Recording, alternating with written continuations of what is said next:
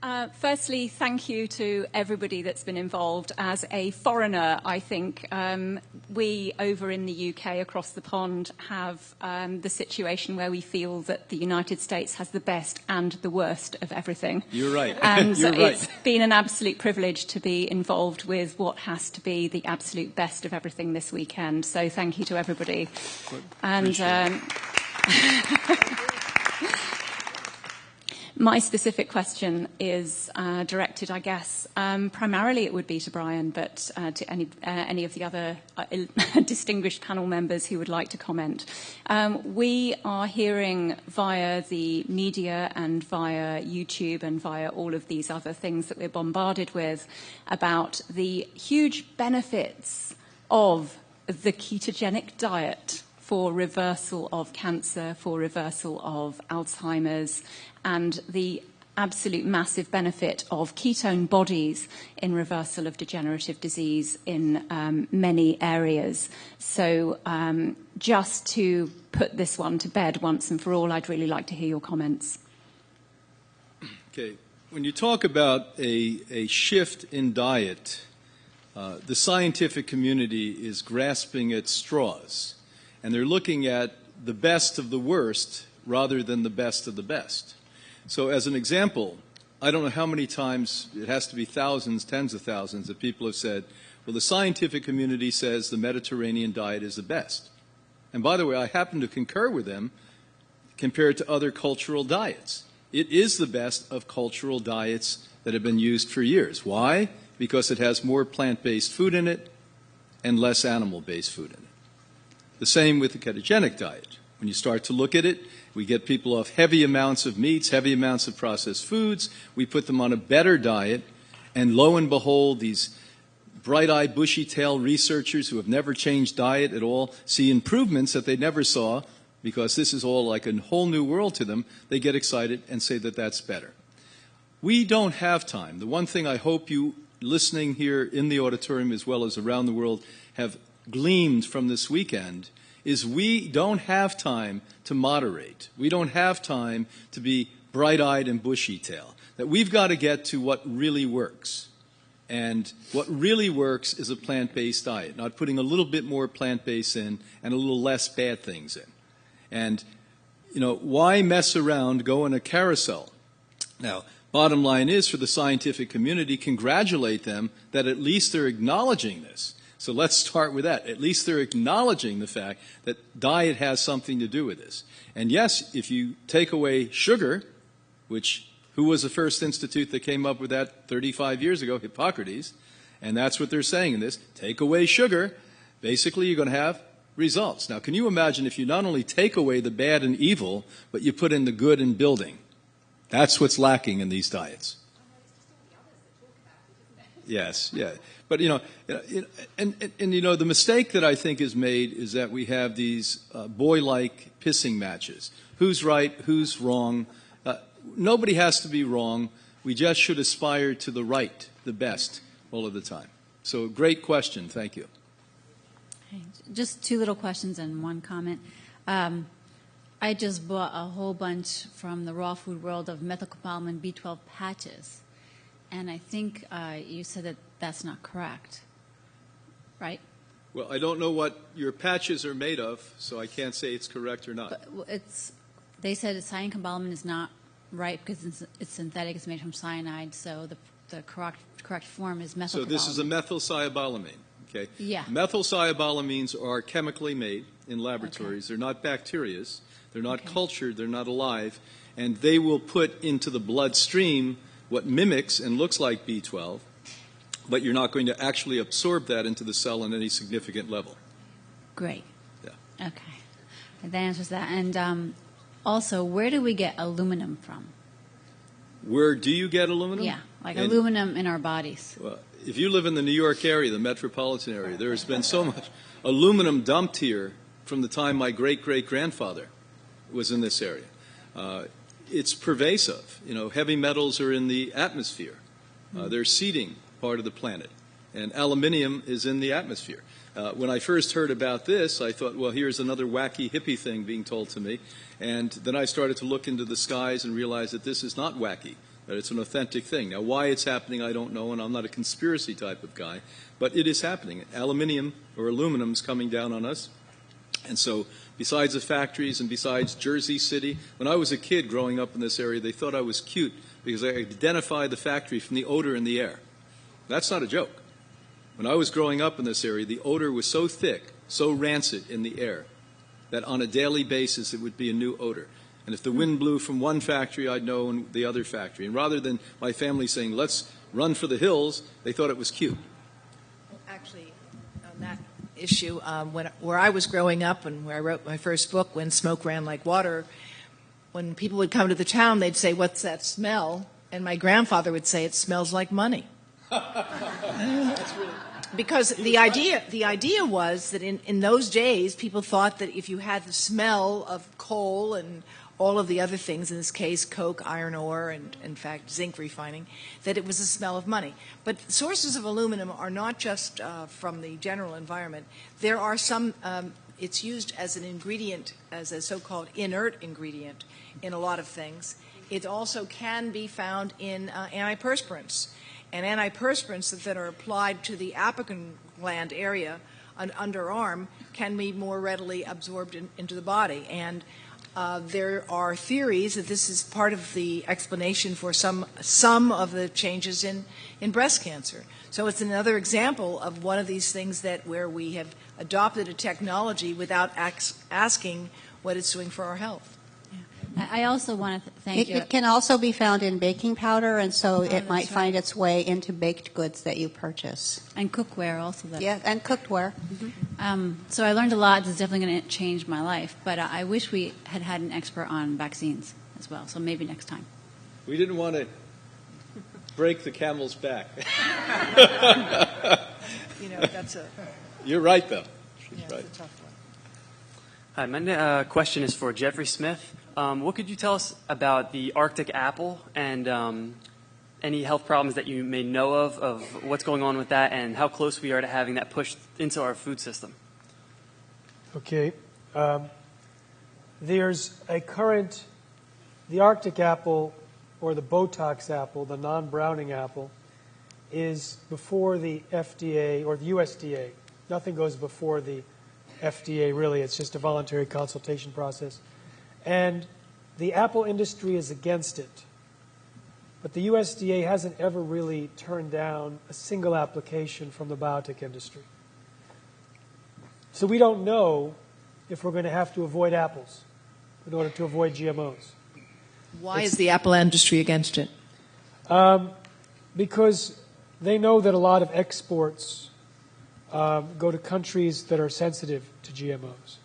And that if the U.S. apple industry produced GMO apples, foreign importers may refuse apples that are non-GMO, and so there'll be the blanket rejection or the extra expense for the non-GMO producers to segregate, test, verify, and then they'll pay for any contamination as well, which could cause significant problems if there is contamination by the GM.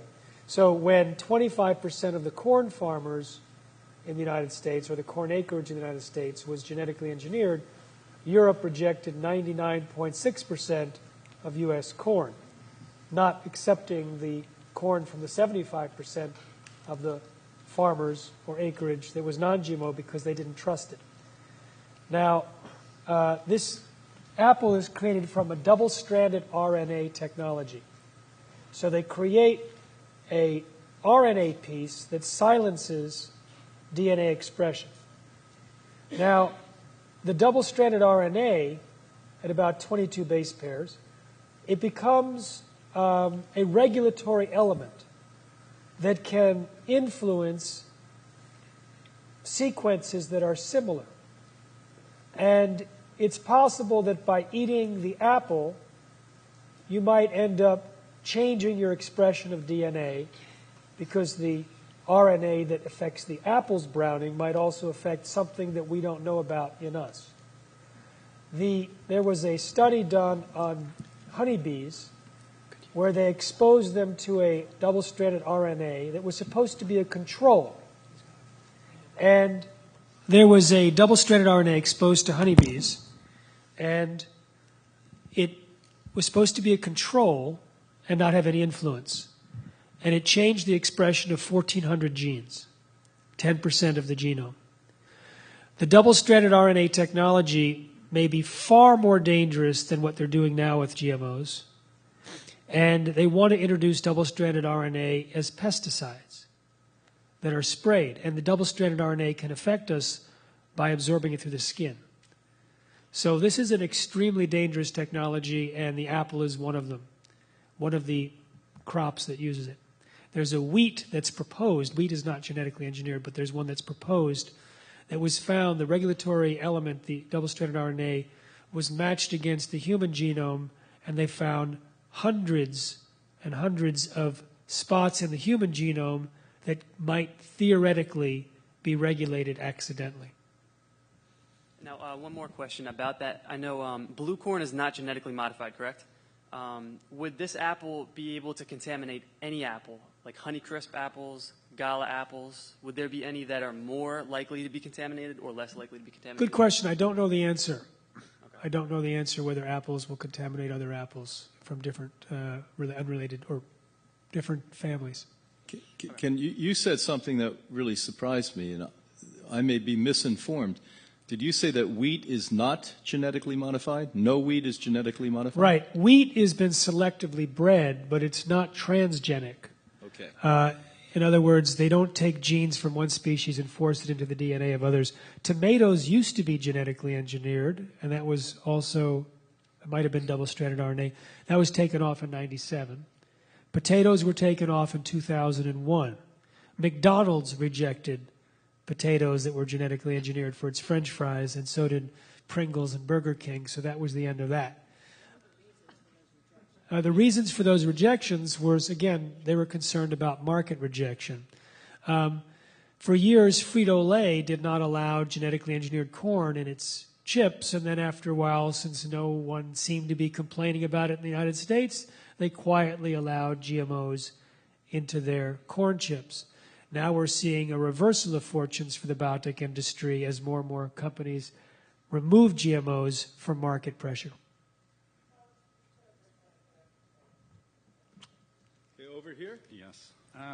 If somebody back home asks me what this conference was about, I will say a return to sanity.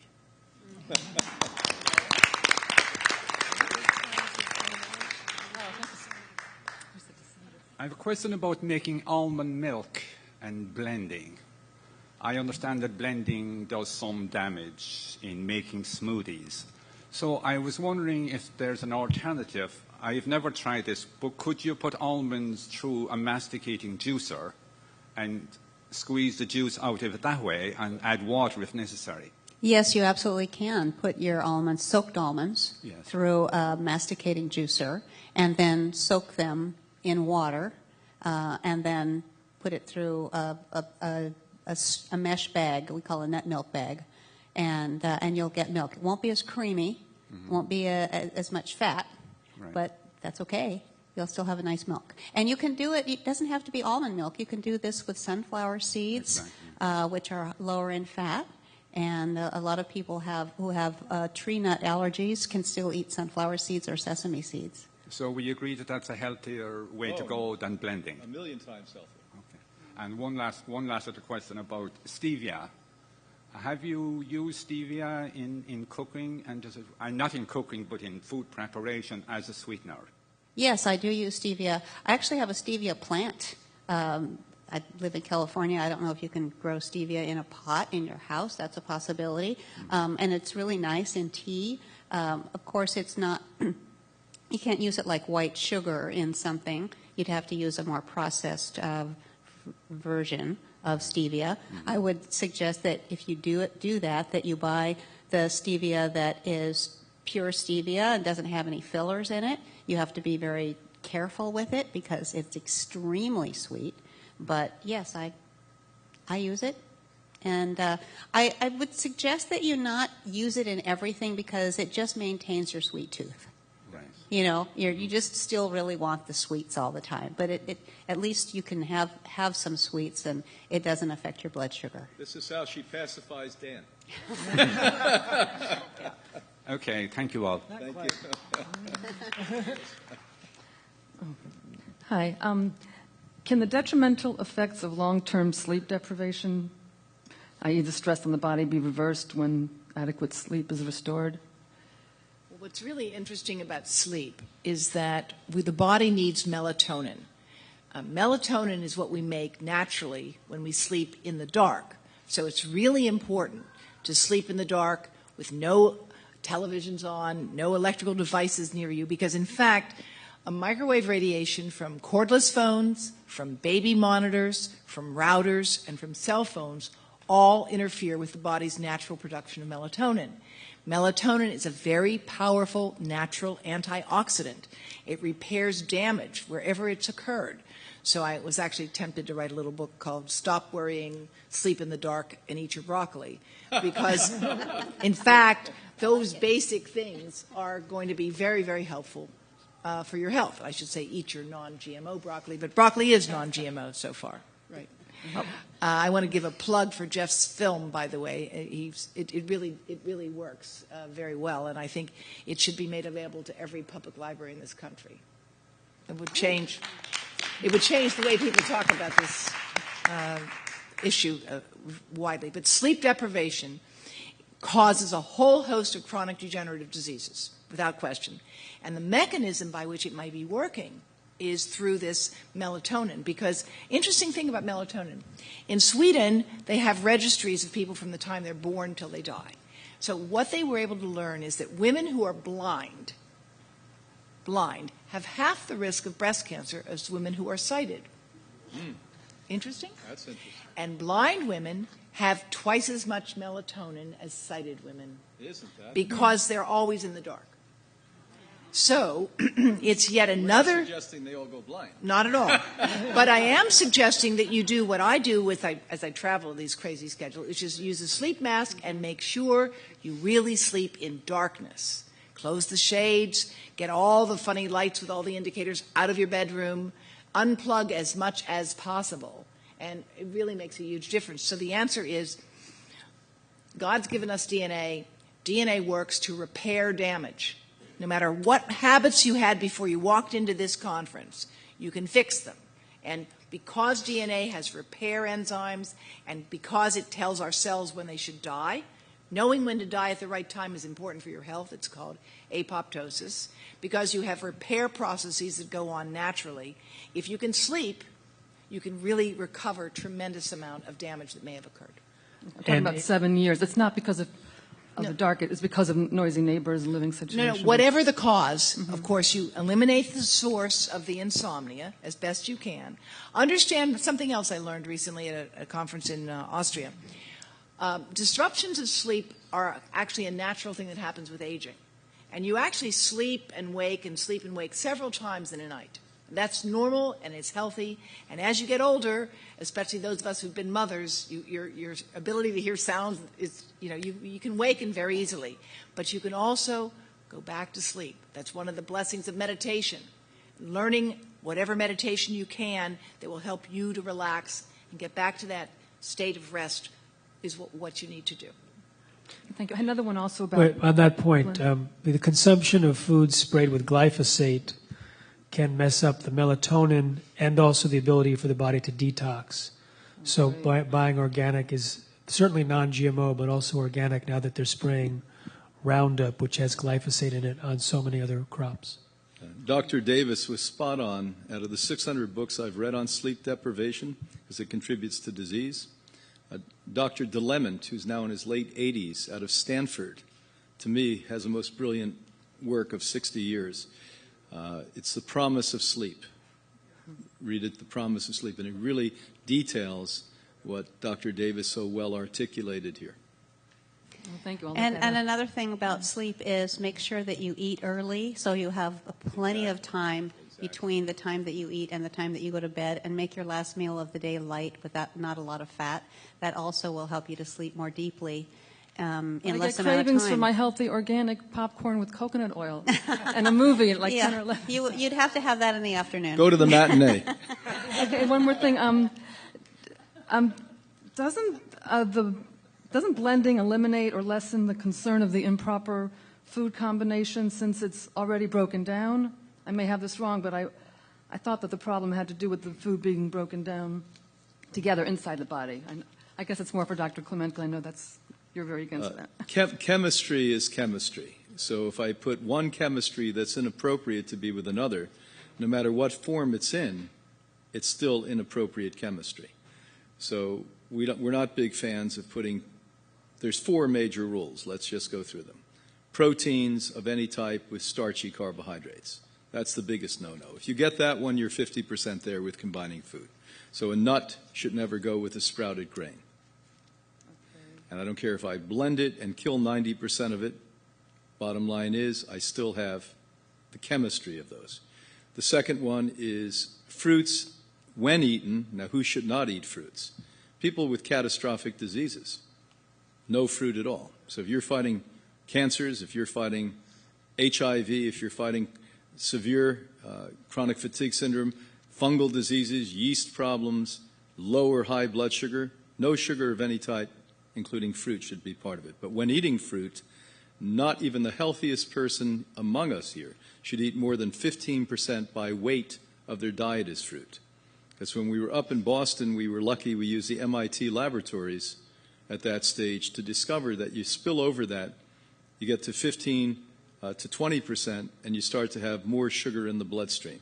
So the glucose levels start to go up. And as you heighten it, more and more blood sugar concerns. We used to think, from the misinformation from Dr. Steer at Harvard that there was a difference between these things. There's not. Fructose, as far as the body's concerned, is no different than glucose, sucrose, dextrose, any of it. And as a matter of fact, in one of my books, I actually write about premature aging is expedited by the use of fructose. Now, most of the studies, not all, were not done on fruit, but the same fructose that you get in high fructose corn syrup is what I get out of a mango. It's fructose. That's what it is.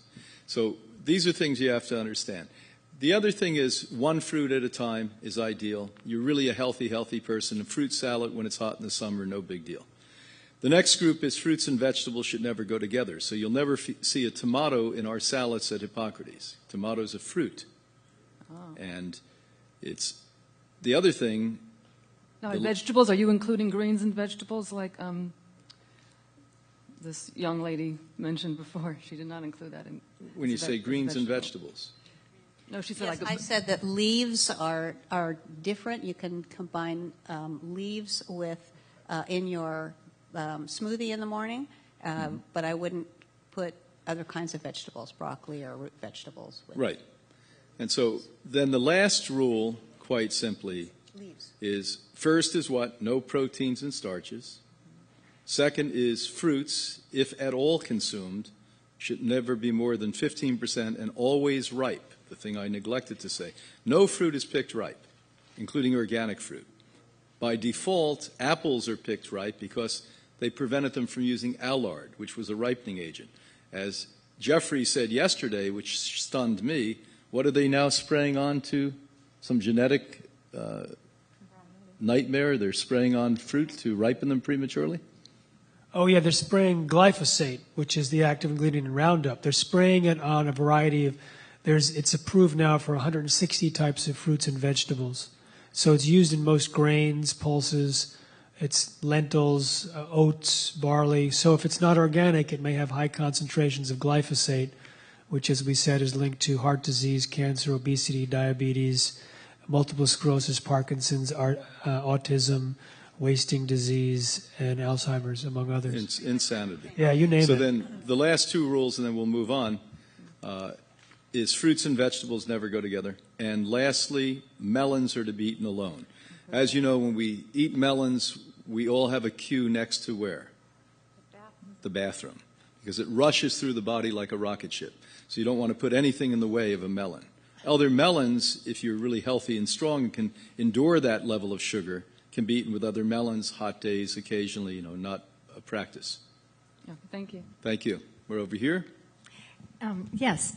This is about the recent article that was in the New York Times about the genetically modified foods. It was kind of a pro-GMO article, which really concerned me because it was in the New York Times. But there was... New York doesn't get it right all the time. Okay. Well, there was a professor, Pam Ronald, plant pathology professor at the University of California, and she said that we, the non-GMO supporters, are ignoring decades of scientific studies demonstrating the safety and wide-reaching benefits of genetically engineered foods. Now, I mean, why? How can she write that? And it's America. Yeah, well, the New York Times has been a pro-GM outfit for many, many years. Okay. And I squared off with Pam Ronald on Dr. Oz a couple of years ago. She is a renowned pro-biotech advocate. I mentioned her book as, one of the Bill Gates' references as to why he's so pro-GMO. It's an easily dismembered book. All of her references are easily dismissed because they're not based on real independent science. They're based on the myth making, and she is one of the speakers. Now, I was told by someone in an email from Hawaii that the reporter from the New York Times essentially went to Hawaii to write an article with her agenda intact, and so she kept looking for a story that gave the pro-GM agenda, and then found a minority member of the council that had actually banned the planting of GMOs. This person was against it, so she picked up on this person and used him as the protagonist. But there was three letters to the editor written in the Times that blasted the article, and the article was really pathetic. And one of the people that blasted it was Dr. David Schubert, because the article said that there's a consensus for safety. Now, there's hundreds of doctors that have signed petitions, scientists that say there's no consensus for safety. And Dr. David Schubert is a senior scientist at the Salk Institute, and he said there's no consensus for safety, among other things. And, I mean, I deal with this all the time where, that article tried to degrade me or discredit me as well. I actually haven't read the article. I've haven't gotten to it yet.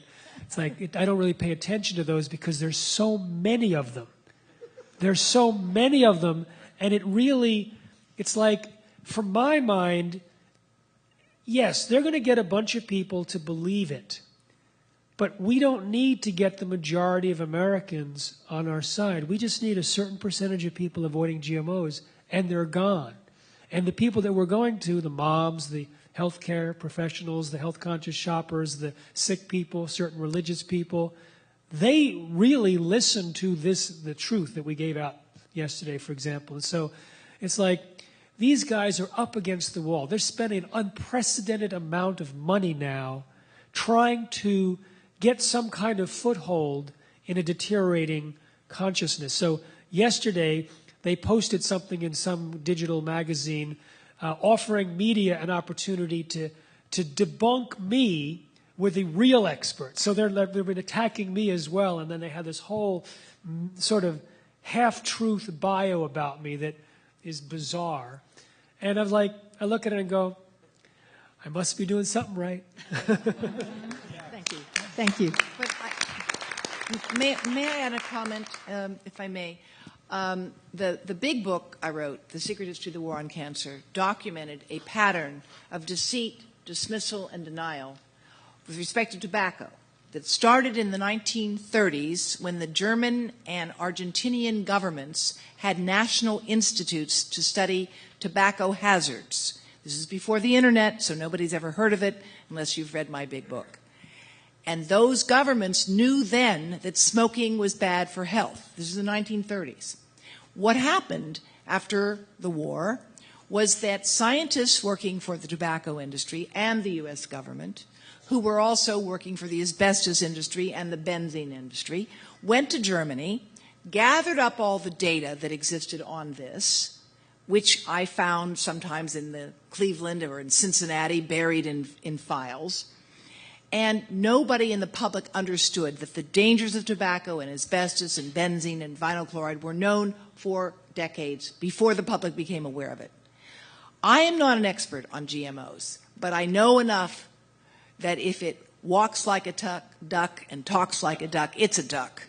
And this is a duck in the sense that this example here of the story that you just relayed from the New York Times, industry pays millions of dollars to scientific experts, and they may be well-meaning. Let's give them the possibility that they may be well-meaning. They're often naive, unless they're really hired guns, and they are hired guns sometimes. And there is legitimate scientific complexity about these issues. Let's be clear. There's a lot of complicated science here, and a lot of it remains very confusing, certainly in the area of GMOs, certainly in the area of cell phone safety. Most of you have never had any idea that a cell phone is a two-way microwave radio.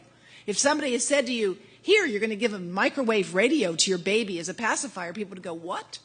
They wouldn't do it. So even the name of what they call the product becomes part of the whole system. So I would go back to you and I would say, I think your strongest argument so far is that the Europeans say no. So are they all just foolish, or do they know something that we need to find out? And then the fact that the New York Times runs articles like this is a sad reflection of the effectiveness of a strategy that was first honed for tobacco and refined with asbestos, which basically says where there's scientific evidence of concern, manufacture doubt. If you can create doubt in the public mind, doubt becomes your product. And as long as people aren't sure that something's a problem, well, it's much more convenient to continue consuming things. Let me just share one other thought. When Bella Abzug was alive, I was privileged to work with her, although given the way she treated her friends, I was glad I wasn't her enemy. But Bella was a brilliant woman, and she said we needed girl cots. Boycotts say no. Girl cots say yes. We demand the right to buy food that is not genetically modified. We demand the right to have safer cell phones and technology in our homes for our children. And if we create the market, Cheerios, if people rally around buying Cheerios that's not GMO, it's a very powerful message. And the market does work. In women's cosmetics now, there's a whole bunch of companies that are making less toxic cosmetics. Women are not going to give up cosmetics. You know, some of us use a lot less than we used to, but you're still finding a market for safer things is going to be very important and very attractive.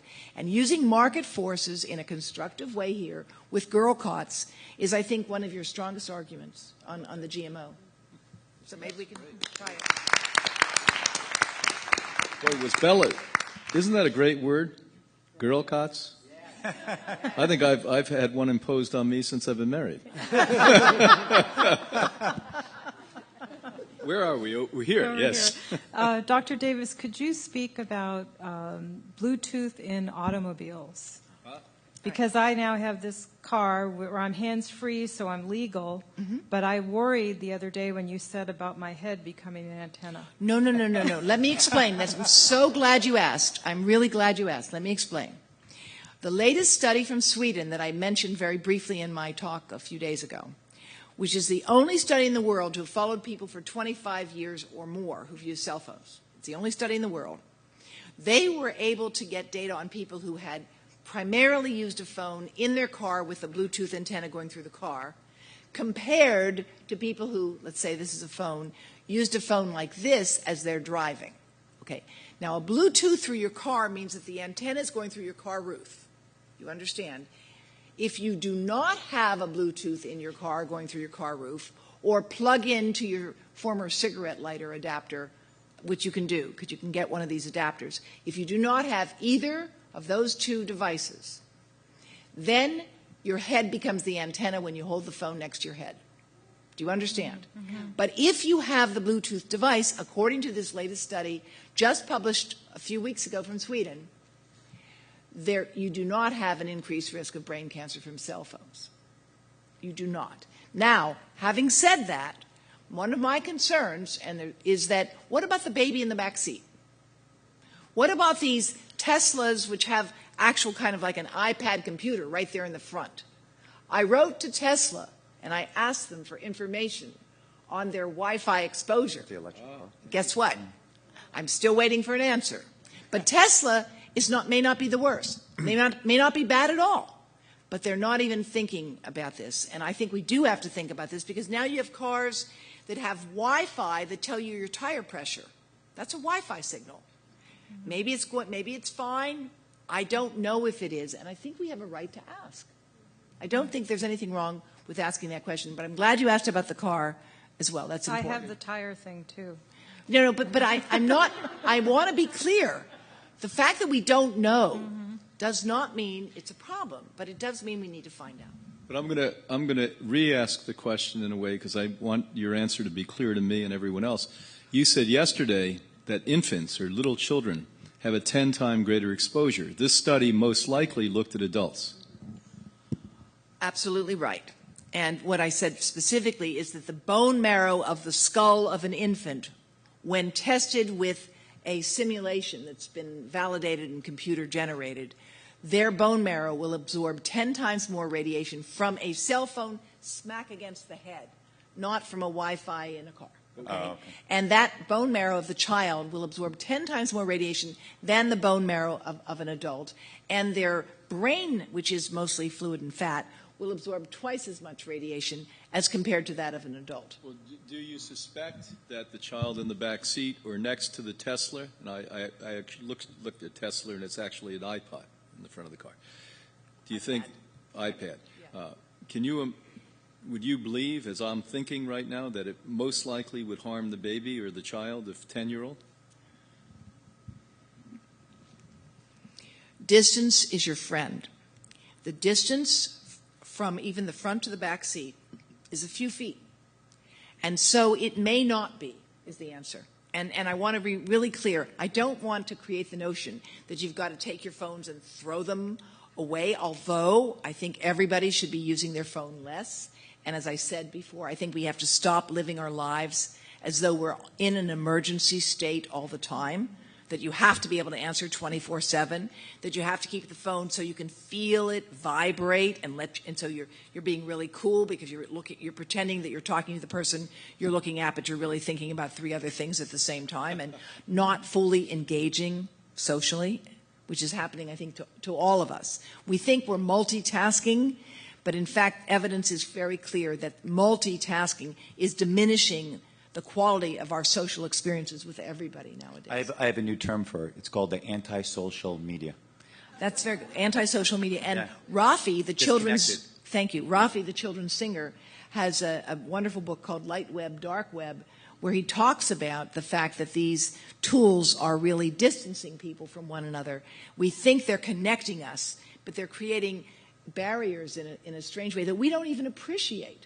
When you sit down with your husband or your wife and they take a phone call and you're having dinner, I mean, people have got to reclaim the private life that is so important for our health.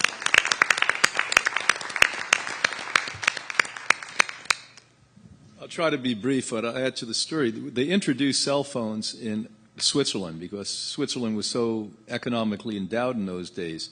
And I was enthralled. A guest came to us from Switzerland, a lovely man, with a suitcase and showed me the phone, and I just couldn't believe it.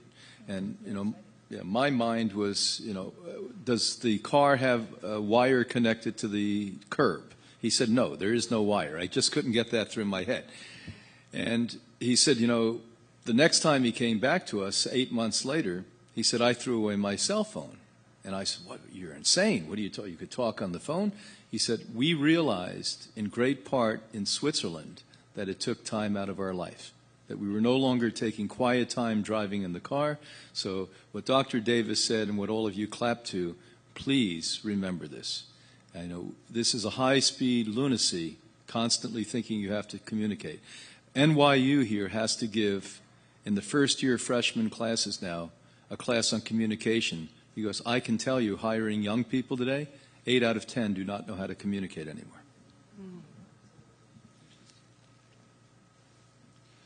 So there's no doubt that the agribusiness, the pharmaceuticals, and the government have been misinforming us for a very long time, and they're spending billions and even trillions of dollars to do so. So having been at the seminar for the last 3 days, I'm going to say thank you until you tell me to stop. Thank you, thank you, thank you, thank you, thank you, thank you, thank you, thank you, thank you. And thank you. Okay. Because, we're bombarded by this, obviously, wealth of misinformation.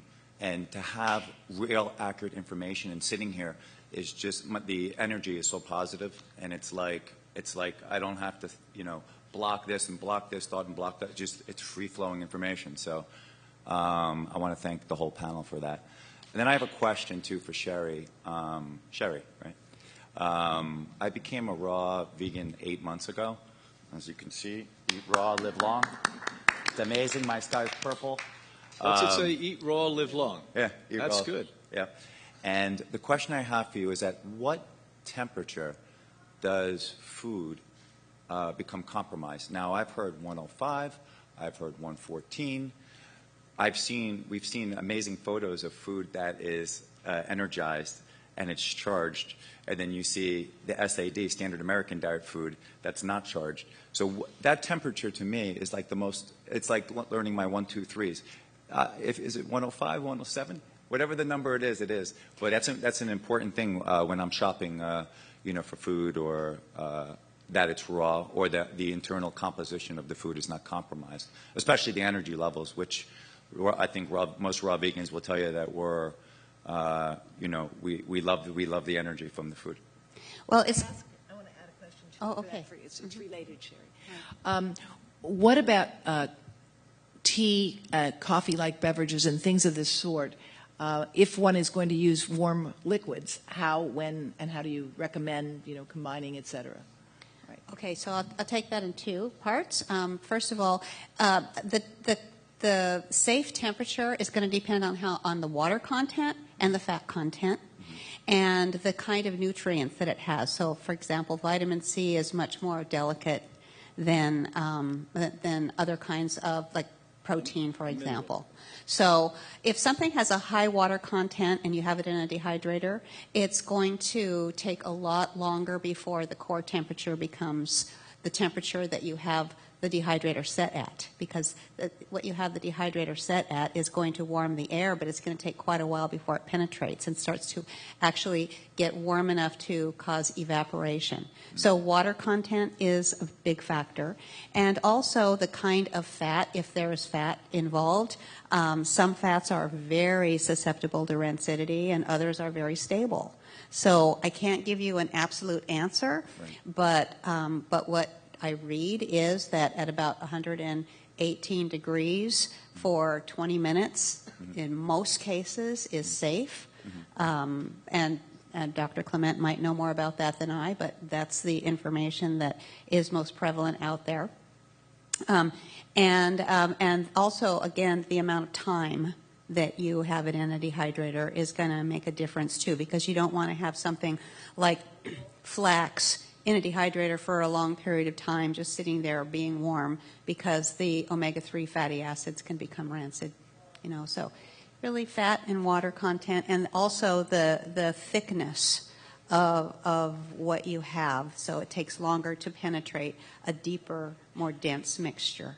I have a part B to the question, okay. But it's a little on a tangent. Well, why don't we let Dr. Let me go ahead and answer your question as far as the tea and coffee. The Chinese believe that a lot of the herbs don't really release their benefits until they actually are steeped for a period of time. And so what I would recommend is that you bring the water to a boil, then let it cool for a little bit before you add your herbs, and then let it steep until it's warm enough that you're comforted, but not so hot that you would burn your mouth. And because really the tissues in your mouth are very delicate, but that will allow the most of the beneficial, like with green tea, you're looking for some antioxidant benefits and so forth. That would be... Or some of the mushrooms. Or the mushrooms, absolutely. As far as coffee is concerned, water, they have a water processing that's probably best, but coffee is already roasted. So the higher temperature you brew coffee with, the more acidity it has. That's about all I can say about coffee. But you can. A lot of people now are actually using green unroasted coffee and steeping it for the antioxidant value. Now make this second addendum a little brief. Sure. Superfoods and super herbs. I just feel the accessibility to this in the United States, it's no surprise, is, in other words, try to get access to, I mean, probably more now than ever, but, like ginkgo, not ginkgo, goji berries and maca and some of the most amazing superfoods in the world. There's no education system in the United States at that. I think it should be taught at like, the most important thing when you're a first grade kid is to learn exactly what you're putting into your body. I read a study that said 80% of what you're learning is what you're eating. And to be on the standard American diet and having kids on that, I have 2 kids myself, 9 and 6, it's horrendous. So my question is, how do we get access to, like, the government is obviously very, and the FDA is very suppressing of information that'll keep you healthy. So how do we get access to, like, superfoods of the world, super herbs, things that are really, really, that could be very important and, give great health as well? Well, unfortunately, a lot of the information that we get are from people who have a vested interest in selling some of these products. And I think I don't really depend on some of the superfoods that a lot of people are promoting because I think that there are a lot of superfoods that you can buy fresh that don't have to be transported in a, dehydrated at who knows what temperature, handled with questionable hygienic practices. Sometimes using labor in foreign countries where they're getting paid very little. Right. So those kinds of things are of concern to me, and so I really try to utilize fresh produce as much as possible. And I think that kale is a superfood, and blueberries are superfoods, and so I really focus more on those kinds of foods personally. And not everybody can afford to buy these kinds of foods, and I really would like to prepare foods that everybody can make, no matter where they are in the world, that they have access to these foods, and so I don't utilize them as much as some people do. So maybe Dr. Clement can comment more on that. I'm just going to add briefly to that. I have a colleague in Denmark that searched back, quote, organic goji berries and found out that 93% come from China. They're not organic. Slave labor pretty much is employed on collecting them. For instance, maca, which people sell as a wonderful food, God forbid you give it to somebody with estrogen-active cancers, because it's not a great food for those people. So you've got to be very cautious. Super is a very Americana kind of an idea. That's sort of the way we think of things. Big and strong and better and quick and easy. And I completely resonate 100% with what Cherie said. The simple things are it, and superior foods rather than superfoods. Yeah, and I also have a concern with the amount of energy that it takes for us to transport these foods. That's what I was saying. As you were saying it, I'm saying the transportation costs and everything too, and packaging, pasteurization potentially and all too. that. I mean, it's killed by the time it gets here, or it's whittled down in terms of once it's picked off the leaf or the tree, it starts losing energy at that point. Yeah. So by the time it gets here, it's depleted. University of California did a study a number of years ago where they took a head of organic lettuce, tested it, 30 minutes later, 52% of the nutrients were gone. 32 minutes later. We're not talking about 32 days later. And I was stunned. I was in California 2 years ago, and a trucker said to me, his entire job was to truck vegetables. By the time it gets from the West Coast to the East Coast, most of you are consuming vegetables that were picked 5 to 6 weeks earlier. I thought it was a week or two. I was shocked when they said that. And another real interesting thing is that they'll distributors will hold food while it's in season. They'll store the food until it's no longer in season so that they can get a higher price for it. So it's in cold storage sometimes for months, and then they can sell it as an out-of-season, higher-priced food when really it started losing energy from the moment that it's picked. And so you're paying a high price for food that is less than optimal. So we're over here? Yes. I have a health food oriented store, or a health oriented store, and it's called the Water Well. And I was surprised when I got a bump in my breast that ended up being cancerous, and I got a lumpectomy. And now I'm doing IV vitamin C and B17, and I was wondering what your opinion is of that. Well, number one, thanks for trying to do the natural things. In my book, Supplements Exposed, I explain in detail that there's a gigantic disparity between laboratory-created supplements. Absorbic acid, for instance, which most likely you're being given in an IV, is not vitamin C. When I was writing my book, one of my friends, I asked her to describe it better than I could. Dr. Scarborough said, when you're writing, explain if I gave you an orange and you threw away the orange and ate the skin, that's what taking absorbic acid is like.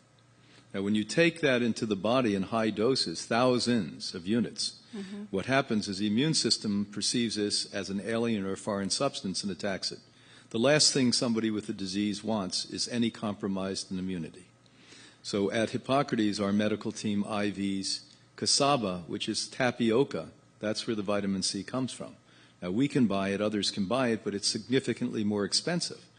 And I was on Deepak Chopra's show about 2 years ago, and I love him because he's very smart, and we all just like to listen to him. We don't know what the hell he's talking about, but boy, do we like him. Do you like what he said? Yes, but what did he say? None of us know. But he's brilliant. The guy's brilliant, no question. And I think he read 2 of my books in 2 hours a night before, and he knew more about me than I knew about me. And he basically said, "Oh, Dr. Clement," he said, "it's interesting. There's only one formula. You say we must get the food from the field and not from the laboratory, but the formula is the same." I said, "We made a mistake. We should have had a second formula." I said, we should be smart enough to know that there's nuance, there's subcultures, there are things that we have yet to identify. Remember, the science of nutrition is very young. It's 1928. We began it. We got it running by 1970, and now we're probably in kindergarten level with this. So the reality is you need whole foods. And even if we have yet to discover the benefits, the nuance, the subcultures, you'll get them, and someday we can explain why that worked and the other can be harmful. As far as B17, they heat it to 300 to 400 degrees. It's abscisic acid is the chemical name of it.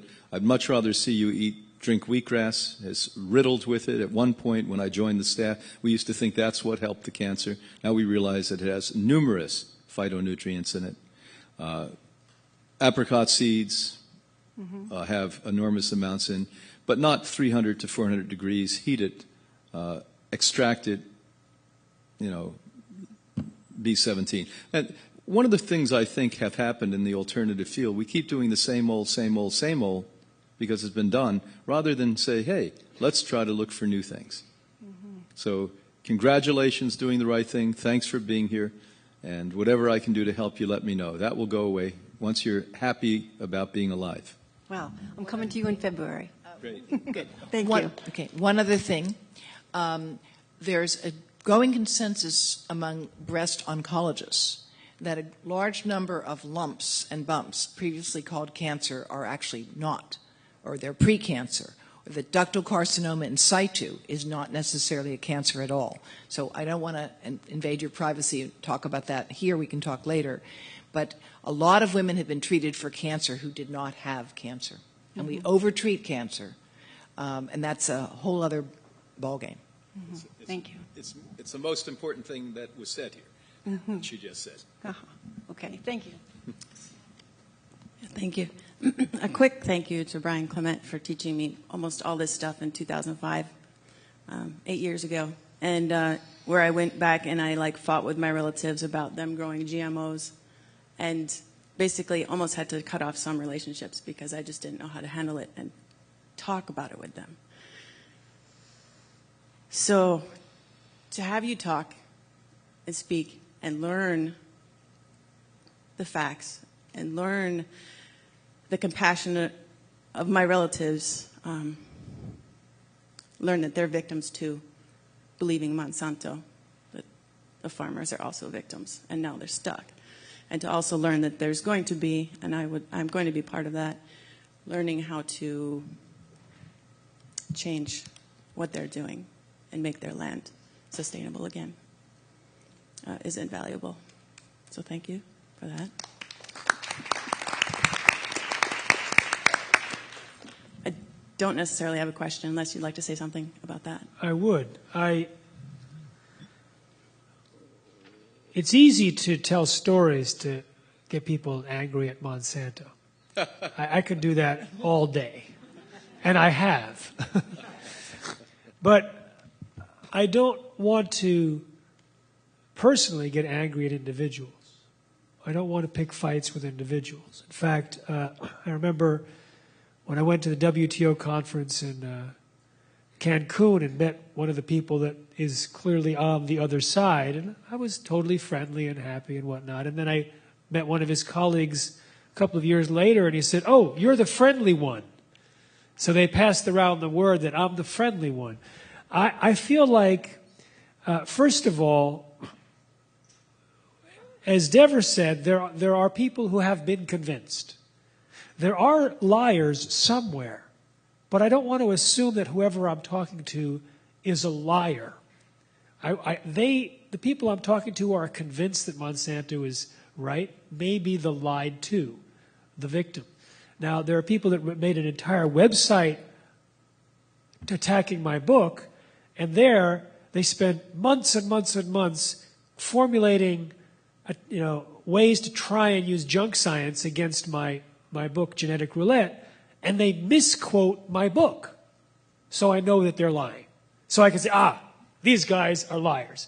But it's very rare that you can look at someone and say, they know the truth, they're covering it up. And even if they cover it up, sometimes it's not for money, sometimes they're ideologues who believe this is so important, we need to protect people from the truth so that they go with the greater good. There's an element in all of this, which is a spiritual angle, which is that these guys have a manipulative energy and a very divisive energy, and if we come down to their level, even with the truth, we know the truth, but we somehow get sucked into their level, then we've lost on a spiritual level. We've lost on a heart level. And it's like we know the world we want to create. We want to create a healthy world. We want to create a world full of love, a world with happiness, friendliness. And so I had a very interesting conversation with a guy that blogs for Forbes, totally against me, just picks on me. We had like 5 conversations. We totally enjoyed each other's conversations. He wrote down, I have to say that I enjoy Mr. Smith. I enjoy his conversations, but he's bizarre in his thinking. Well, no, he's paid. But so I just wanted to put that out, that it's like, and another thing, you go out to restaurants and you find, okay, you're trying to avoid soybean oil or canola oil, and you find out it's everywhere. And the people say, no, we use vegetable oil. No, vegetable oil is soybean oil. And you want to get angry because you can't eat your favorite food anymore. And so you can get angry at the waitress and at the waiter and at the restaurant.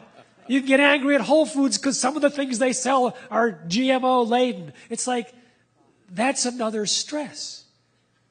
And at the same time, I say to people, if you accidentally or you can't avoid GMOs, don't worry about it.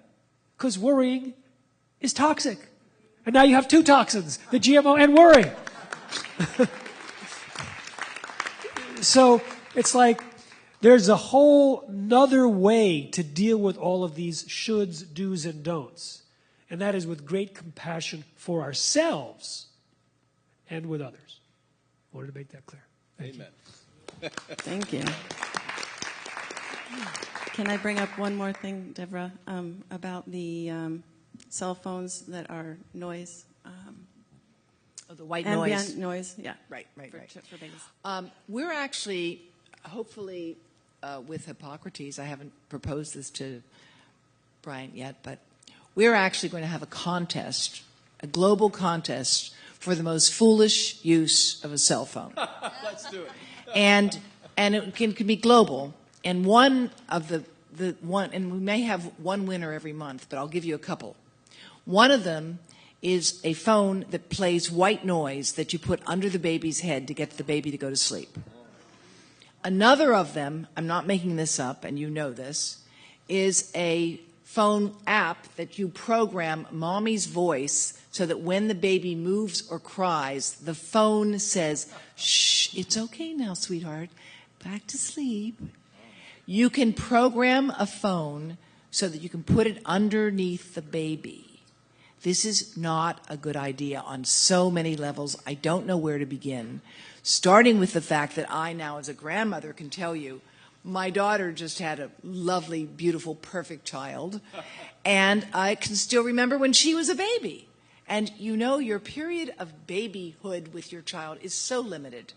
The idea that they're giving it up to cell phones and wireless devices is just really sad. So all of these are foolish uses, and nobody can imagine the long-term impact. But as I showed in my talk that some of you did not see, the brain of a baby doubles, more than doubles in the first year of life. The skull of a child is thinner. The brain is going very fast. And therefore, we protect children greatly because we know that that's the most vulnerable time of life. Prenatally, when the brain starts to grow in the first trimester, there's nothing protecting it at all. It's just a bunch of cells. By the second and third trimester, there's the thinnest little skeleton growing around it. And babies' heads are very thin and soft. That's why when you drop them, which happens sometimes, they don't break because the skulls actually aren't completely full together. And we have to protect our young children for sure. And there are many foolish uses of phones, and we could have a global contest because some countries have stranger uses even than that. Devra, I would like to suggest something. The iPhone App Store has criteria for which apps they take. So maybe you want to propose to them to never approve apps, for example, that you strap on a pregnant woman to monitor the baby over a long time, but that you never approve something that's placed, specifically around the head of a baby, and that actually becomes their criteria. Same with the Android. And so we can't eliminate the use of cell phones in those cases, but you can certainly eliminate approval of apps that could be used that are designed specifically in those crazy ways. Right. We are we've started those conversations with Silicon Valley. I have a talk I'm giving in a month there to the Silicon Valley Health Institute, so they want to know about these things, and I will let you know how far we get on it. But I'll tell you one story. Steve Jobs, in the 6 months before he died, personally rejected an app for the iPhone called TalkOn, T-A-W-K-O-N. If you don't have an iPhone, you can get it. What TalkOn does is it has an algorithm in the phone, and it tells you when you have the phone too close to yourself or when the phone is giving you too much radiation. It exists. It was developed, of course, by Israelis. And there's another company called Green Swan that has something that they sell as well. And Apple will not sell it. Could you repeat both of these? Yes, sir. TalkOn is T-A-W-K-O-N. And the other company is Green Swan. And there's another company called Pong Research. And they all make devices that actually do have the effect of either telling you when there's too much radiation, or in the Pong case, it actually reduces the amount of radiation absorbed into your body. So these things do exist. We would like to see them standard. Why shouldn't all phones have lights that flash when the phone is giving you more radiation? Why not? I mean, again, we need girl cots. You got it. We need people to say we want the right to purchase safer phones and wireless devices. We want devices that automatically turn themselves down when they get too close to somebody and the radiation's too high. Right? There are proximity sensors in the iPad. I'm not sure quite how they work, but they had to do that because the iPad is too hot otherwise. It's very hot. And then could you? Yep. I'm jumping in. Can you address, some of the phones are, somebody told me, and I don't know this to be true or not, Samsung puts less radioactivity out than iPhone. You know anything about that? Yeah, it's true. Samsung phones measure that they emit less microwave radiation, and it's microwave radiation. It's not radioactivity like from the X-ray or the comet or the cobalt, the stuff that's out there in outer space. It's not that. It's non-ionizing, but it is microwave radiation. And the Samsung phones generally test with much lower amounts of radiation coming from them than the iPhone. Okay, if you have an iPhone, you know how your battery's always running down? Right. Well, guess what? Half of that battery is going right into your body. When you keep that phone in your pocket, how many of you were not here when I went through the safety warning on the iPhone? How many were not here? So most people saw that warning. Buried inside your phone, there is a warning, and it tells you that if you keep the phone in your pocket, you can exceed the as-tested exposure guidelines. And no one's ever filed any lawsuits against me for telling people this. It is the truth. It's in the phone. And the interesting thing on preemption is that the San Francisco passed a law saying you had a right to know about cell phone safety radiation, specifically about this fact. And they were defeated by the cell phone industry that spent millions of dollars because the industry argued, and I'm not making this up, we can tell you buried inside our phone about how to use the phone safely, but you, San Francisco, cannot compel us to tell you before you buy the phone at the store where you're going to buy it, because that's compelled speech under the First Amendment. And they won. And they won. Right. Okay, Thank you very much. Okay. Hi. This is also on the same topic, and Dr. Davis, you asked me to bring it up at the mic. So to expand on radiation, I was asking, what do we do in our apartment? I could turn my wireless router down. I could turn my cell phone off. But what do I do about the circuit breakers and the transformers and the adjoining wall to my neighbor who might have some equipment on that wall? How do I protect myself? And repeaters on the buildings, what do you suggest? Okay. Well, the first thing is you got to know your neighbor. Really, it's a good idea, and you have to ask them, where do you keep your router? I think that we've got to really start to think about our access to that information. We have these cards, which we're going to work with Hippocrates to make available from websites. This says, do it with wires, practice safe phone. Practice safe tech. Practice safe tech, practice safe phone, the idea being we want to promote this sort of safety. So for yourself, of course, distance is your friend, but beware of weak signals, because when the signal is weak, the device has to work harder and is going to put more radiation into you.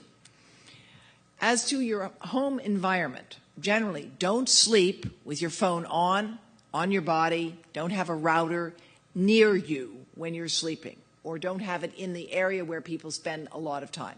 In our house, it's in a closet, right, where nobody goes very often except when we can't find something. Sorry? A few feet, okay? And when you use your phone, it's best to just have it on a desk in front of you. You don't need to have it on your body. And this little device here is one of those that works pretty well so that you can actually hear. And they're fun. And this is actually lightweight. It plugs into most phones. You can actually hear with it. You can get them online. Who was that comedian that used to talk on the phone? Maxwell Smart. Yes. Oh, absolutely. No. Yes. He had a shoe phone. There's a great line. He had a shoe phone, and these are inexpensive. And these are very inexpensive. But his phone was an actual shoe. Do you remember that? And he had a hard time making getaways because he had a shoe phone.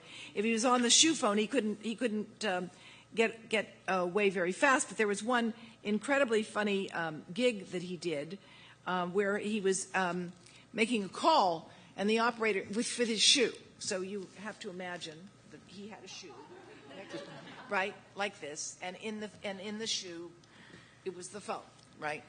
And he's right, and so he's making a call with the shoe phone, and I've got to find this because it was just pretty funny. And the operator says, "Hello," and he says, "Operator, I need to make a call to someone." She said, "That'll be 20 cents."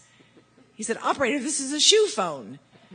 She says, "That'll be 25 cents." He says, "Operator, there's no way in the shoe phone that I can give you a deposit." She said, "Sorry, we can't make collect calls with shoe phones." And this was real, and so that gig that was from the 1970s, okay, at the time, people thought the idea of a mobile phone was a joke. And the first mobile phone was developed by Motorola as a contest with AT&T, and they won.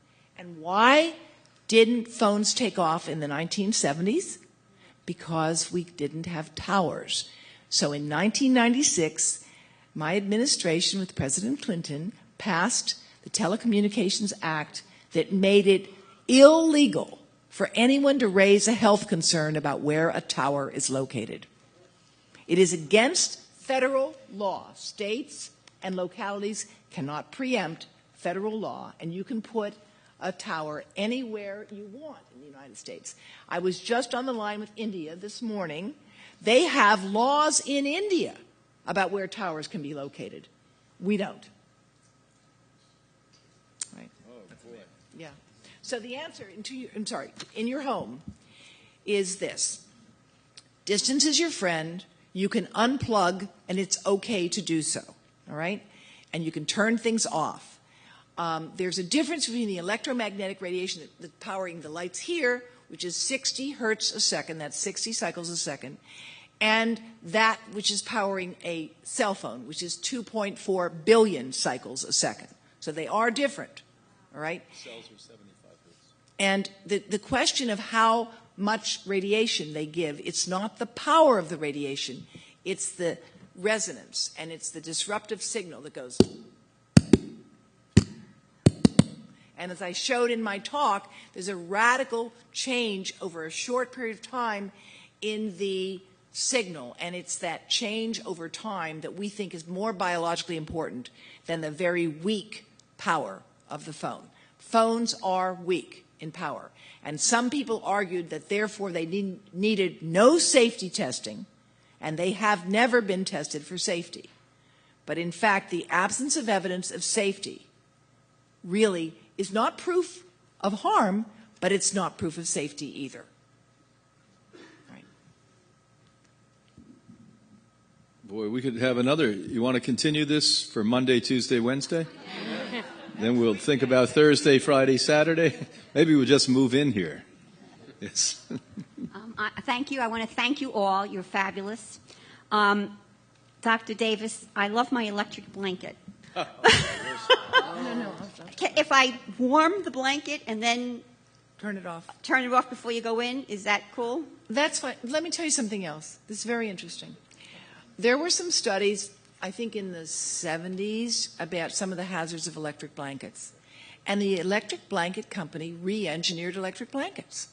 So today's electric blankets are much safer.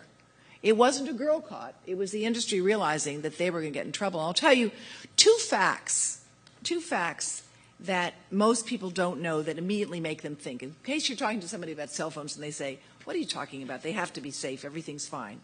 Well, the two facts are these. Number one, most phones come with warnings inside the phone, and it tells you, do not hold closer than an inch to your body or something like that. That's number one.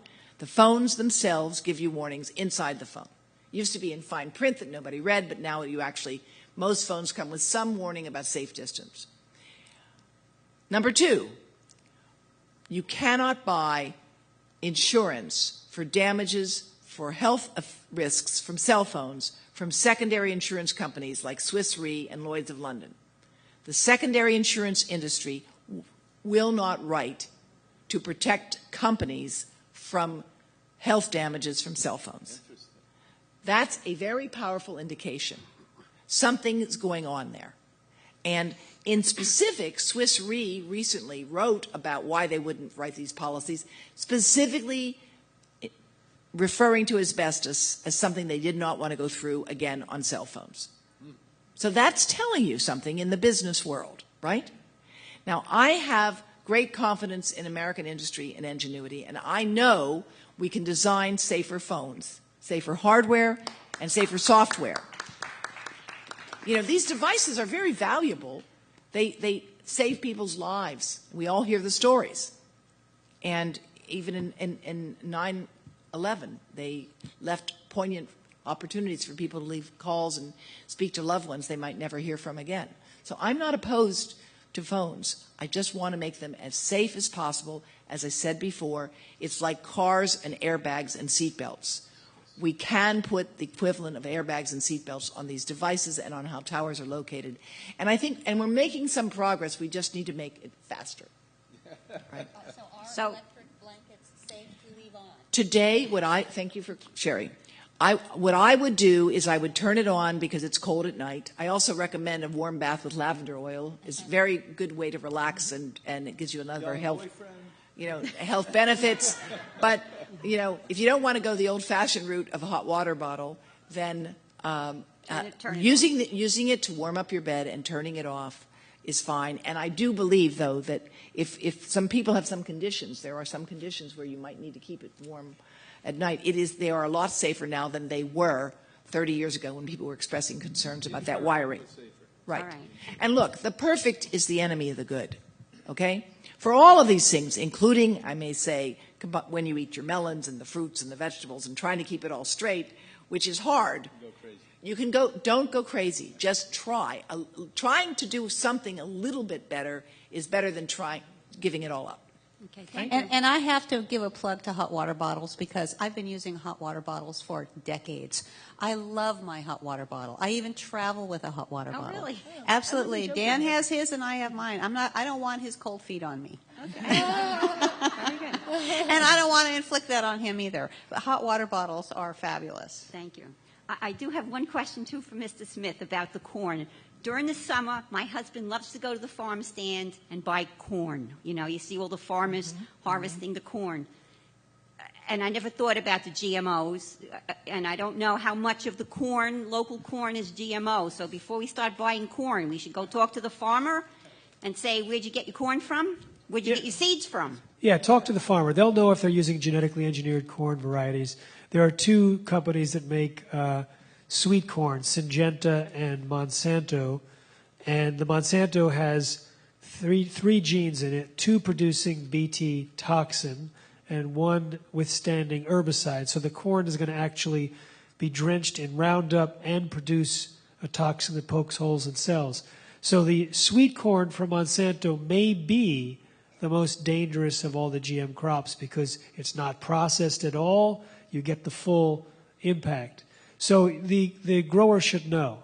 Now, 88% of all corn in the U.S. is genetically engineered, but a smaller percentage of the sweet corn is genetically engineered. There's no blue corn or red corn that's GMO, but sometimes the blue corn chips are contaminated with GM white corn or yellow corn. No popcorn is genetically engineered. I'll say that again, and this time applaud. No popcorn is genetically engineered. No popcorn. It does not even cross-pollinate with field corn, so it is always pure for the time being. Just don't cook it in genetically engineered vegetable oil. When they tried to genetically engineer popcorn, it imploded and disappeared. Thank you very much. Thank you.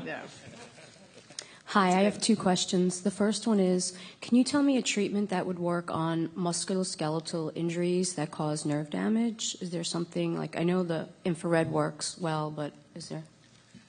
You have to go into the significantly advanced forms of cold lasers. These are things we use at the Institute. Also, state-of-the-art in electromagnetic frequencies. Now, the only thing they'll allow that to be approved for in this country is post-operative healing and bone fractures. So it's exactly what you want. And neurological concerns can actually be extensively expedited in recovery from the use of those two things. Acupuncture, in and of itself, a little bit more primitive, a little bit slower. Body work, where people are actually moving circulatory blood through the body, that can be helpful. But right at the top of the list is cold laser electromagnetic therapies. Excellent. And the second question is, someone that does not convert their beta-carotene to vitamin A, and they want to go on a plant-based live food diet, what do you suggest they do? Very much take the forms that you would get out of sea vegetables, because that's already converted over. So if you took dulse as an example, and what's interesting, how many of you have brought your children up this way? Well, it's just stunning that I have never met a child who doesn't gravitate towards dulse. It's almost remarkable. Ann Wigmore, who was just so simple and so beautiful in many ways, I said, how do you learn this stuff? And knowing that she had no formal understanding of, she said, I would put babies, my friends' babies, and chickens into a room, put different things around and see what they gravitated towards most of the time. I said, that is so simple, but obviously it was effective.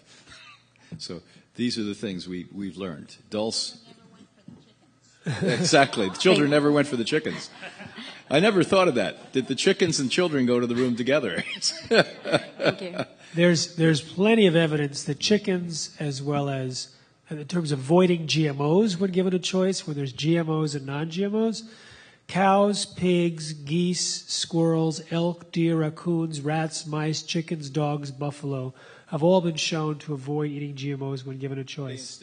Yeah, it's not always the case, but it happens all over the planet. You got to be careful because dogs like chocolate too. You want to be careful with that. Okay. Some of you know me. My name is John Eagle. I want to thank Steve. Steve, you've done a wonderful job. I want to thank the panel. I want to tell you just a brief story here. At an early age, I took state championship in chess in Illinois. We have to know what our competition is doing, our opponent. And each one of you have done a wonderful job. Hippocrates, 6 decades. The rest of the panel, I know that there's decades with Jeffery, and each of the other ones I don't know that well. But I know one thing. What's happening to our bee supply? They're being killed off. If your bee supply is killed off, and nobody mentioned bees, but if a bee supply is killed off, where is our food coming from? We need to understand that Monsanto is buying up. They've bought up over 5,000 seed companies, and now it's illegal for you to process seed on your own farm unless you have $1 million facility. So this being said, we don't have a lot of time, and I want to put an urgency on this. If you look at this audience, you're preaching to the choir. You don't have obesity that much in this audience. You have intelligent people. You don't only have maybe 300 here. I propose that we go to Madison Square Garden for a week, 6 days, free. Anyone in this audience here, if they had friends that had an economical problem, maybe they would be here. We have to get this message out to the masses if we're going to stop. We have to defend our rights as citizens of the world to say enough is enough, and we need to get to the people that need to know the message. That's the religious community. So I propose that anyone that wants to join us in Madison Square Garden, step up, because there's plenty of room, because it's free. Thanks a lot. That's good. John, I have a thought about that. The world is different now. And having one big, wonderful love fest in Madison Square Garden sounds like a great idea. But in order to give it legs, so to speak, you really need to work with the current social media to extend this in the churches as well. There are churches, by the way, that are encouraging people to come to services with their iPads. I'm not making this up, so that they can look at different things while they're in church. Now, I actually think that my spiritual experience is such that I wouldn't really like to be having a computer in front of my face while I'm trying to think thoughts of connecting to what's holy. But we can take advantage of some of these new techniques to extend the reach. So you might have a meeting in Madison Square Garden, but you want to make sure that you get a bunch of people who are probably under 20 who know how to reach their peers with the kind of information that we have here, because it's the young generation that we've got to reach, and we've got to use the tools that they are using now to reach them. That's Absolutely, and I want to say thank you for that additional information, but I want to say this. Dr. Oz gets a full audience. Joel Osteen gets a full audience. Now, there's a man that wrote a book, Purpose-Driven Life, Rick Warren, Saddleback Church. There are people out there that can fill a stadium by themselves. You mentioned some of my favorite speakers. We can get Dr. T. Colin Campbell, but people discredit him. We need to stand together and stand united, because united we stand and divided we fall. But we have to put an urgency on this, and I always want to ask one question. Anybody in this audience, if this assembly was free, how many more people you think would be here? Raise your hand to see. I want to see a sign of hands. Not that many. Then we're preaching to the wrong choir. We need to be united on this. Yeah. Let me ask you a question. John mentioned some things that I'm not congruent with. Are these factual statements that if you don't have $1 million facility on your farm, it's illegal to process your own seeds now? I have not heard that. I have heard that Monsanto has been hassling and suing and the seed cleaners in the soy side. You see, they want to eliminate seed saving and replanting. And so people sign up when they get the genetically engineered seeds that they're not allowed to save their seeds. Well, if they're going to save their seeds, there's a group that cleans seeds to prepare for that. So they've sued the seed cleaners, saying that sometimes the seed cleaners will be cleaning seeds that are genetically engineered and therefore illegally being saved.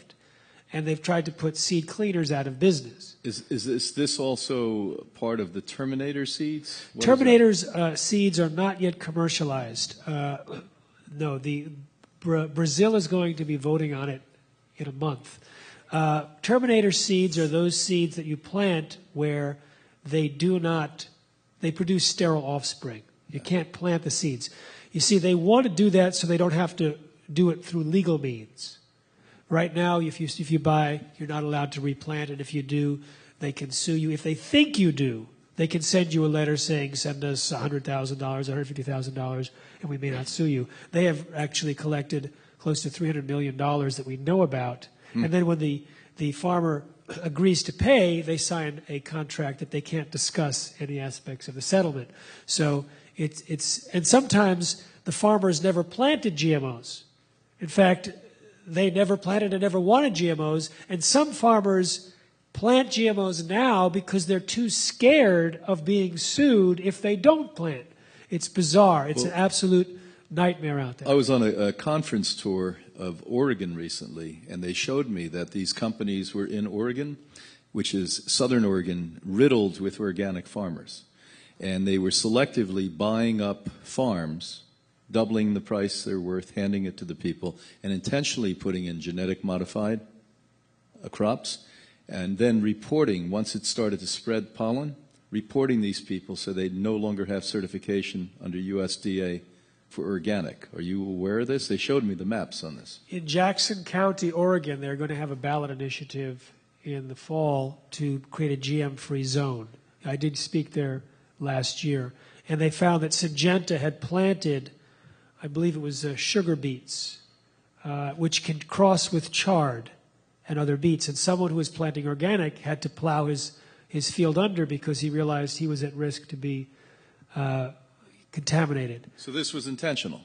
I can't speak to the intention. I know that they did it. I don't know if they did it for cross-contamination on purpose or simply to grow out field trials.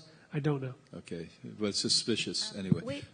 We live in Mendocino County, and we've been GM-free for I don't know how long, a really long time. How many counties have taken those kinds of steps, the grassroots steps of voting to be GMO-free? Well, Mendocino was the first, and it was Measure H, and the biotech industry called it the H-bomb. And so they went ahead and they talked to the state legislatures around the country, and in about 14 states, preempted the rights of local counties and cities to declare themselves as non-GMO. So some states can't do that. In California, Marin County and Mendocino have passed ballot initiatives to ban GM planting. County councils have banned GMOs in Santa Cruz and Trinity County. This year, or last year, Hawaii County banned it on the Big Island. Last year, San Juan Islands in Washington passed a ballot initiative to ban it. There's a town in Maine that banned GMOs, and yeah, one in Maine. East Coast, yeah. Finally. And, what happened in New York? Yeah. So now there's a big focus on labeling. So there is a law, a bill in the House in New York State for labeling GMOs. There's going to be a hearing, and there's 15 members of the hearing of the legislature that are in the committee, and they're going to make a vote. And it would be very important for people to put their, especially if you live in the area where your representative is on that committee, to put their phone number in your speed dial. And at a certain point, you'll just sign up out at our table at the very end on the left, connect with those folks, because there'll be an opportunity for you to have some influence. Because last year, the committee voted against it, and it never went to the floor. So we could have labeling in New York. In fact, Connecticut passed a labeling bill, and Maine passed a labeling bill, but both bills require 2 other states at a minimum to pass a similar bill before they're enacted. And the states have to have a total population of at least 20 million. New York has, I think, 19 million. So New York passes, and one other passes, and then all of New England goes. And as New England goes, the rest of the country goes. Is that how it goes? Is that how it goes? See, in his past life, he was in the Revolutionary War, this fella. I had the privilege to sit with a parliament, or whatever the equivalent is, in Ireland a decade ago and challenge them to eliminate GMO and to go organic. And sadly, you had half of them that were completely enlightened and wonderful, and the other half that couldn't wait to get out to the pub.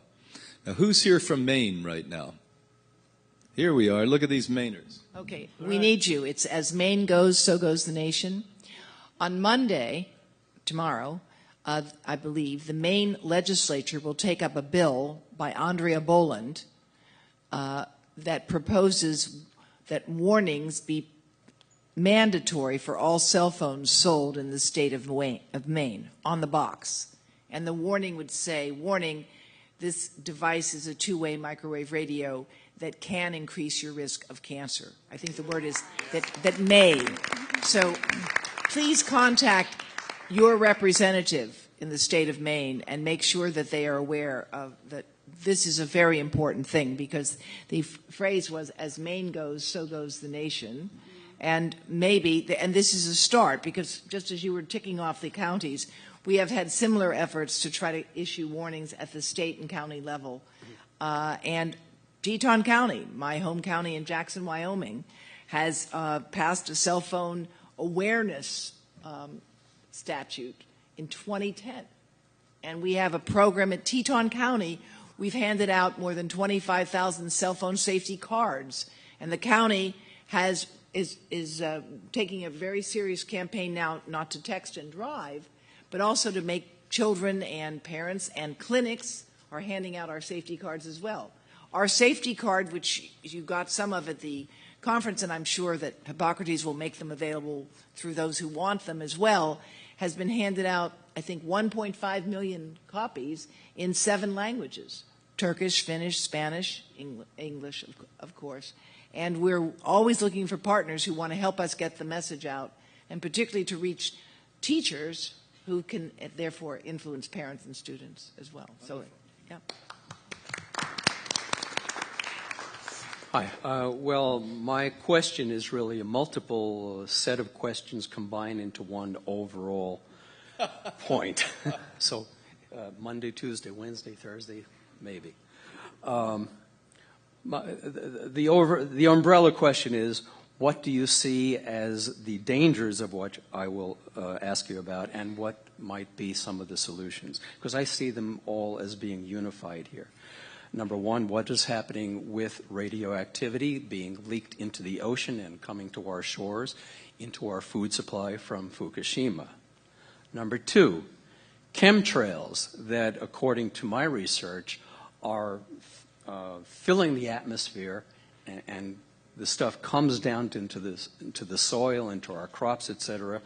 Aluminum, barium, strontium, pharmaceutical stuff, I don't even know what it is.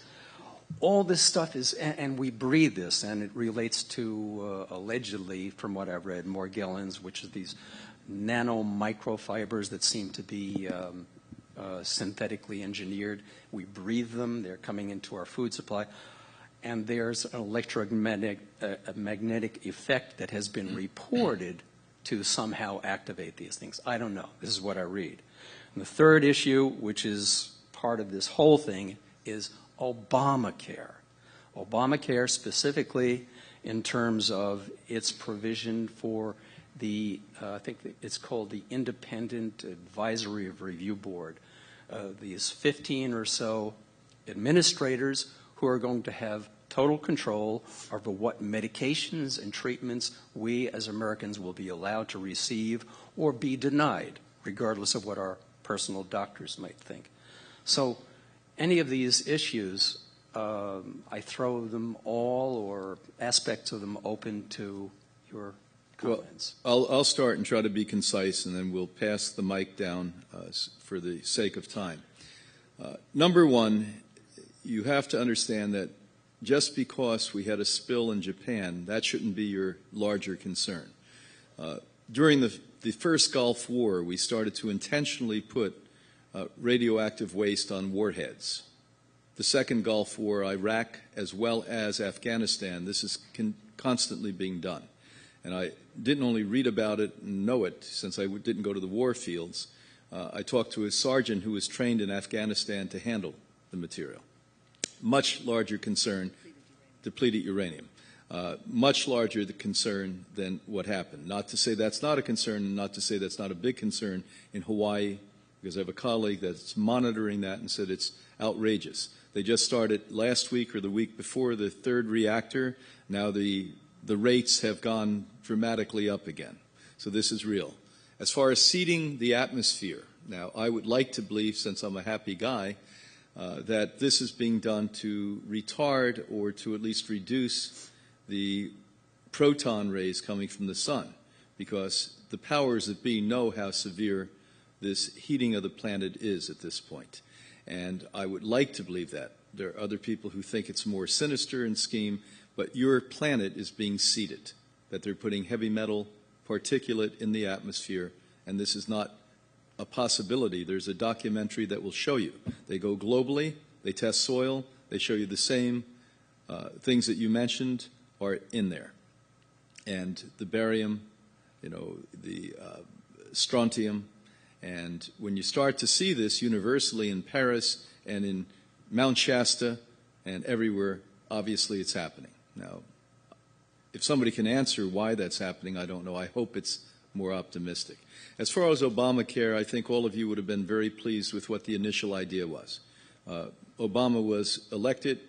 2 weeks later, the vice president's brother came to visit me. We had one subsequent. They were going to tax soda out of existence because they realized what high fructose corn's here. They were going to make it so that you almost had to write on the front of a fast food restaurant exactly how dangerous it was to eat those foods. They were optimistic, bright-eyed, bushy-tailed, young, dreamers and naive. And what happened is it got in there, and the powers that be, the corporations that sell soda pop, you may remember if you're a little awake, the ads that went there came after them, and the insurance industries came after them.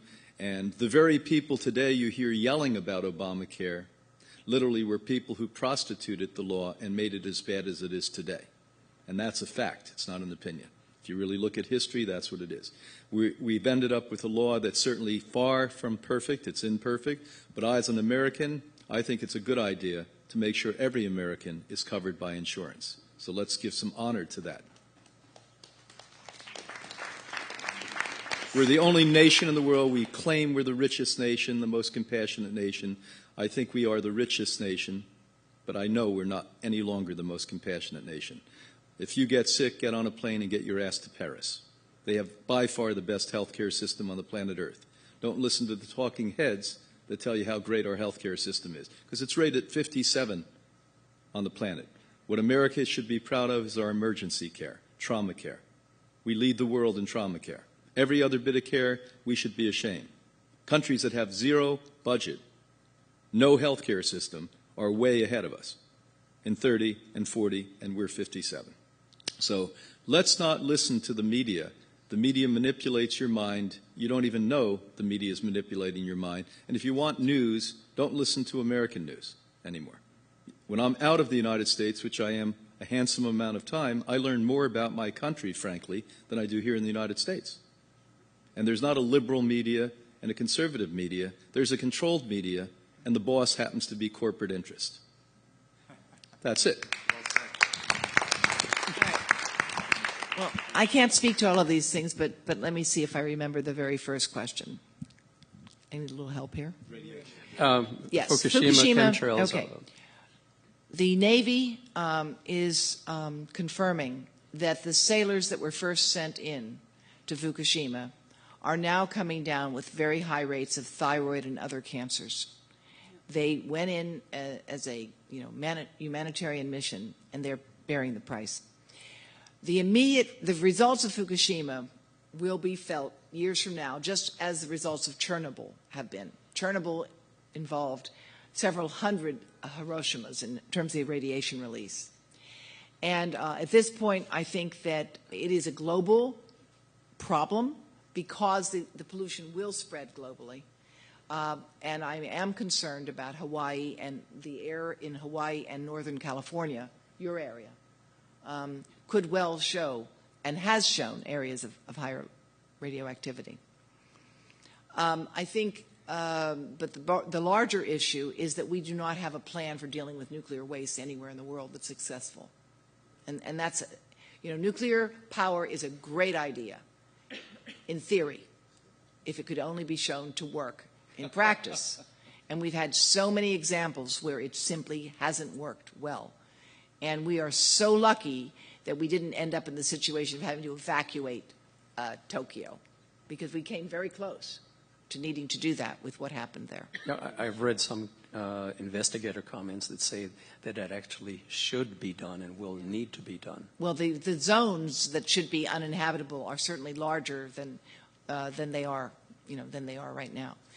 About chemtrails, I've heard the following innocent explanation, and I will share it with you. Jet fuel, hydrazine, contains heavy metals. It contains a lot of the things that are byproducts of incomplete combustion, which is what chemtrails may be. Now, there are studies that have been done with deliberate release in order to monitor the movement of clouds in the ionosphere and in the stratosphere. And there's the tropopause, because I was on the group that studied climate patterns, which is in between the stratosphere and the troposphere, all right? And in order to study that, there have been a few examples of deliberate release of tracer things of different colors, et cetera. Okay, that's done. But that does not necessarily mean that every day some great global conspiracy is up there releasing this stuff. Although I know a lot of people have concerns about it, the explanation could be something as relatively innocent as jet traffic, which has grown exponentially. And as that has grown, one of the most polluted places in the world to live is in the plume underneath airports. Because as jets take off, they release a tremendous amount of stuff. And the same thing as they land, they release less because their loads are less. Okay. So that's a possibility. I'm not prepared to discuss it or argue it. I'm simply saying that could be an explanation. Let's hope that's all right. Yes. And then finally, as to Obamacare, I think this is a very, very difficult situation we face as a nation, because we are the only modern nation in the world to deny health care to people as a human right. We are the only industrial nation in the world. And we can talk all about slave labor in China and things like that. But in China, there is a modicum. Now, I'm not advocating Chinese health care, don't get me wrong. But we really have to figure out a solution to this problem. And what has happened is exactly what Brian said. It started out with Nobel ideas. We were actually going to have the tax on soda fund a lot of this stuff. There was a proposal for what we call sin taxes, taxing all the bads, alcohol, tobacco, sodas, pharmaceuticals were going to get a heavier tax. And that fee, they were going to call it, was going to be used to fund a lot of this stuff. But no, there was no, it had to be revenue neutral. Now, why it had to be net revenue neutral, I don't know. Because I think that actually making people pay more to drink alcohol and smoke tobacco makes a lot of sense. I really do. That part of Bloomberg I like. And yes, and the same thing should be for these guzzling sodas that are just so poisonous. High fructose corn syrup. Do you know how much sugar is in a Coke? And do you know why? They figured out you could put as much sugar into Coke as would make it still be a liquid without turning it into candy. That's how much sugar. The maximum saturation of this fructose in it. And so I think that we as a country, we need to lower the rhetoric and talk about what we need to do together to address the fact that we still have poor children who can't get health care. Can I just add a very short observation, but I do want to hear the rest of your responses about chemtrails. I'm not an expert, but I've done a lot of online research and looked at a lot of YouTube things, and have also in Stockholm, where I live some of the time, and in New York City, where I live much of the time, I have seen almost every day, not every day, but almost every day, crisscrosses and loop-de-loops of trails going across the sky, and over time they spread out like large feathers and gray the area. These are not, from my understanding, normal jet trails of planes taking off. Dr. Davis didn't deny this. She just said she didn't know about it. Well, yes, I understand. And she, like me, really, really, really hope that there's an optimistic thing going on here. We just hope to God it's not gone to that level of insanity now. We have about 5 minutes left, so if we want to speak, try to make it quick so we can get one or two questions in. No, that's what I mean. We have a total of 5 minutes. Okay, here you go. I don't have knowledge to talk directly about any of those, but I do know the things that I do control is what I do to make my system as strong as possible in what I eat and how I believe. And so I applaud all the people that are taking active roles in doing all these things, and we can't be everywhere all the time. And so I'm really grateful for the people that are, taking leadership roles in some of those, and I encourage everybody to do what they can and eat and be as healthy and think as healthy thoughts as possible.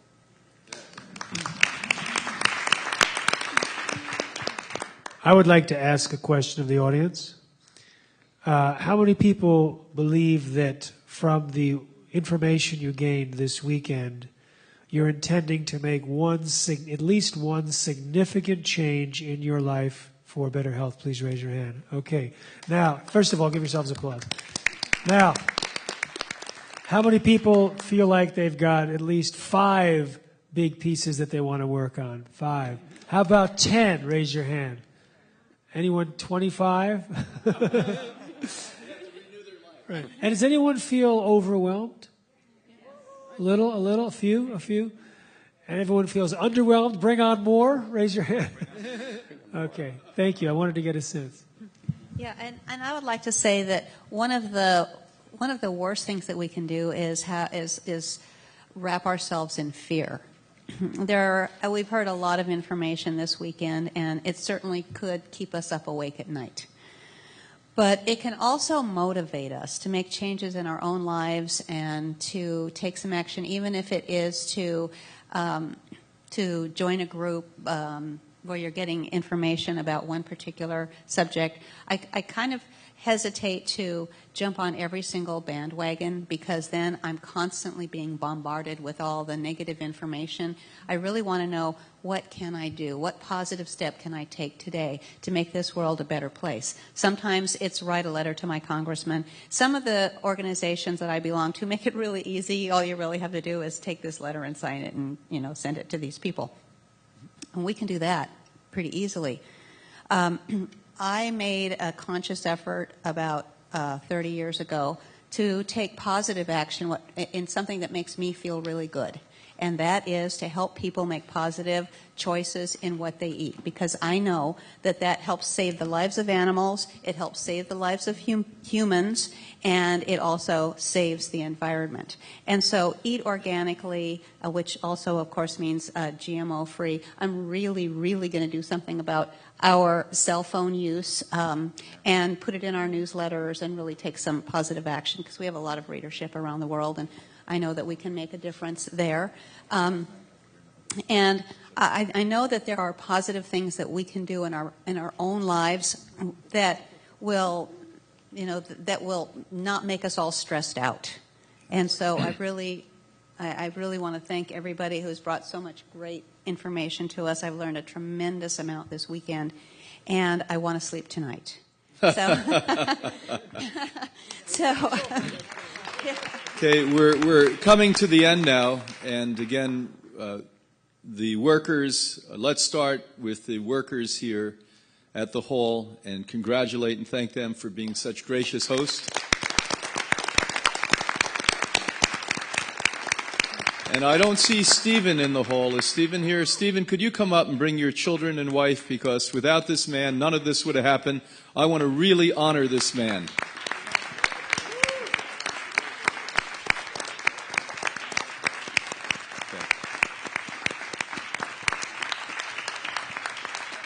Look at those. What a family, huh? God bless them. And Stephen really put an enormous economic effort into this. So I want you to know that this didn't happen for free. And so I appreciate that very much, and he had the courage to do that. I learned to love this man more every day. Now, to all of you that came here and sat and listened to us, either in this hall in New York City, in the heart of Manhattan, or on your couch, or in rooms and halls all throughout the world and the United States, thank you for being here with us. And let's let this be another positive step in recapturing humanity again. And I'd like to close with some thoughts. Some of you may call this prayer, some may call it contemplation, some may go further. But let's close our eyes and have some positive thoughts as we leave.